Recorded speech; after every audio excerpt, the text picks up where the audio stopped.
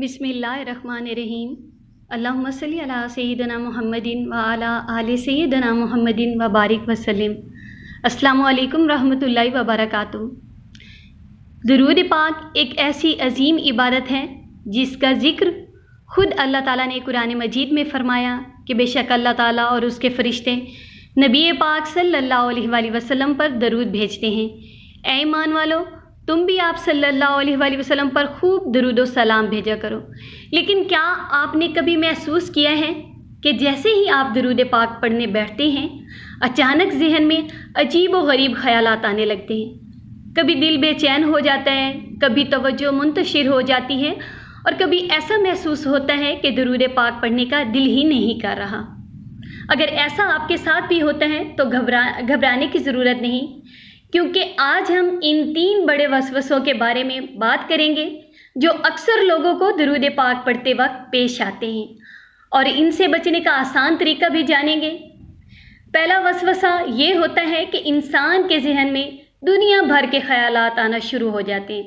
जैसे ही आप दरूद पाक पढ़ना शुरू करते हैं, अचानक से अपने काम याद आ जाते हैं, कारोबार, तालीम, मोबाइल, पैसों या किसी पुरानी बात की याद आने लगती है। हैरत की बात यह है कि ये ख़यालात आम औकात में इतनी शिद्दत से नहीं आते, लेकिन जैसे ही ज़िक्र या दरूद पाक पढ़ना शुरू किया जाए, जहन इधर उधर भटकने लगता है। ये शैतान की एक पुरानी चाल है। उसका मकसद ये होता है कि बंदा अल्लाह पाक के ज़िक्र से गाफिल हो जाए। ऐसे वक्त में इंसान को चाहिए कि वो परेशान होने की बजाय दोबारा अपनी तवज्जो दरूद पाक की तरफ ले आए। अगर ख़याल बार बार आए तो भी हिम्मत ना हारे, क्योंकि हर बार तवज्जो वापस लाना भी एक इबादत का हिस्सा है। दूसरा वसवसा ये होता है कि इंसान सोचने लगता है कि शायद मेरी ज़ुबान से दरूद पाक सही अदा नहीं हो रहा, शायद मेरी नीयत खालिस नहीं, शायद मेरी इबादत कबूल ही ना हो। ये शक इंसान को इबादत से दूर करने की कोशिश करता है। याद रखें, अल्लाह ताला बंदे की नीयत और कोशिश को देखता है। अगर आप इखलास के साथ दरूद पाक पढ़ रहे हैं और पूरी कोशिश कर रहे हैं तो अल्लाह ताला आपकी मेहनत को ज़ाया नहीं फरमाता। शैतान सिर्फ शक पैदा करता है ताकि आप इबादत छोड़ दें। तीसरा और सबसे ख़तरनाक वसवसा ये होता है कि इंसान के दिल में सुस्ती पैदा हो जाती है। वो सोचता है कि आज नहीं कल पढ़ लूँगा, अभी थोड़ा आराम कर लेता हूँ, मैं बाद में पढ़ूँगा। यही टाल मटोल आहिस्ता आहिस्ता इंसान को ज़िक्र से दूर कर देती है। शैतान जानता है कि दरूद पाक की कितनी बड़ी फजीलत है। एक दरूद के बदले अल्लाह ताला 10 रहमतें नाजिल फरमाता है, 10 गुनाह माफ़ फरमाता है और इंसान के 10 दर्जे बुलंद फरमाता है। इसीलिए वो पूरी कोशिश करता है कि बंदा इस अजीम इबादत से महरूम रहे। अगर आपको भी ये वसवसे आते हैं तो याद रखें, इनका मतलब ये नहीं कि आप बुरे इंसान हैं, बल्कि अक्सर इसलिए होता है कि आप एक नेक अमल कर रहे होते हैं। शैतान नेक अमाल में ज़्यादा रुकावट डालता है। अब सवाल ये है कि इन वसवसों से बचा कैसे जाए। हाँ, याद आया, यहाँ पे एक और भी शैतान का वार है जो मैं आपको बताती हूँ। ये अक्सर औकात हर किसी के जहन में आता है, मैंने इतना दरूद पाक पढ़ लिया लेकिन मेरी दुआ कबूल नहीं हो रही, मेरा मसला हल नहीं हो रहा। मैंने इतना ज़्यादा दरूद पाक पढ़ लिया, मुझे कोई अच्छा या रूहानी ख्वाब नहीं आया, या मुझे अभी तक ज़ियारत नहीं हुई। मैंने इतना ज़्यादा दरूद पाक पढ़ लिया, मुझे इसकी कोई बरकत या मुशाहदा नज़र नहीं आया। अगर दरूद पाक पढ़ने के बाद भी आपको ये वसवसे आते हैं तो फिर आप सिर्फ़ और सिर्फ मोहब्बत रसूल सल्लल्लाहु अलैहि वसल्लम में दरूद पाक पढ़ा करें, क्योंकि जब तक आपकी नीयत, आपका अकीदा ठीक नहीं होगा, आपको ये वसवसे आते रहेंगे। खुद को बदलें, हालात खुद ही बदल जाएंगे। अभी आप इस सफ़र में बहुत पीछे हैं क्योंकि आप अपनी नीयत ही नहीं बदल रहे।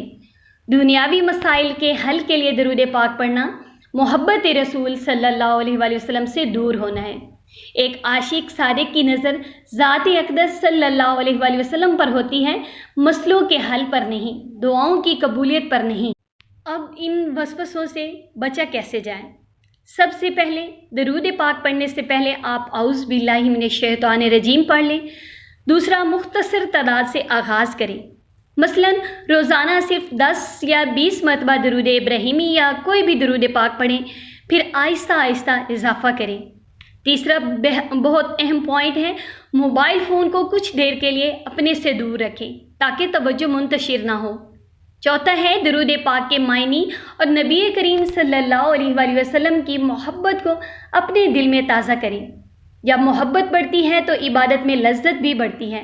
پانچواں ہے، اگر دوران درود پاک پڑھتے ہوئے وسوسہ آئے تو اسے اہمیت نہ دیں، خاموشی سے دوبارہ درود پاک پڑھنا جاری رکھیں، یہی بہترین جواب ہے۔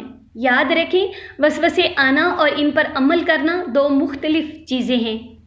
اگر وسوسہ آئے لیکن آپ اسے قبول نہ کریں اور عبادت جاری رکھیں تو اللہ تعالیٰ کے ہاں آپ پر کوئی گناہ نہیں۔ نبی کریم صلی اللہ علیہ وآلہ وسلم نے امت کو ذکر، استغفار اور درود پاک کی کثرت کی تعلیم دی ہے، کیونکہ یہی اعمال دلوں کو سکون دیتے ہیں، گناہوں کی معافی کا ذریعہ بنتے ہیں اور اللہ تعالیٰ کی رحمت کو متوجہ کرتے ہیں۔ آج ہی اپنے دل میں یہ عہد کریں، چاہے وسوسے آئیں یا نہ آئیں، آپ روزانہ درود پاک ضرور پڑھیں گے۔ چند دن بعد آپ خود محسوس کریں گے کہ دل میں سکون بڑھ رہا ہے، بے چینی کم ہو رہی ہے اور اللہ تعالیٰ کی یاد میں لذت پیدا ہو رہی ہے۔ جب بھی درود پاک پڑھیں، آپ اپنے مسئلوں کے لیے درود پاک نہ پڑھیں، خالص اللہ پاک کی رضا کے لیے آقا کریم صلی اللہ علیہ وآلہ وسلم کی محبت میں درود پاک پڑھیں، اور جیسے ہی وسوسہ آئے اس کو آپ جھٹک دیں، آپ اپنے درود پاک پر توجہ دیں اور محبت کے ساتھ درود پاک پڑھتے جائیں۔ ایک ٹائم ایسا آئے گا شیطان خود ہی تنگ ہو کر اس بندے سے دور ہو جائے گا۔ جب آپ اس کے وسوسے کا توجہ ہی نہیں کریں گے تو شیطان پھر آپ کو تنگ نہیں کرے گا، اس کو پتہ ہوگا کہ میرا اس پر اب کوئی بس نہیں چل رہا، تو وہ خود ہی چھوڑ دے گا۔ درود پاک خود بھی پڑھیں، لوگوں کو بھی درود پاک پڑھنے کی دعوت دیں، ساتھ ساتھ درود پاک لکھا بھی کریں۔ آئیے ہم سب مل کر محبت اور ادب کے ساتھ نبی کریم صلی اللہ علیہ وآلہ وسلم پر درود بھیجتے ہیں۔ اللہم صلی علی محمد وعلی آل محمد وبارک وسلم۔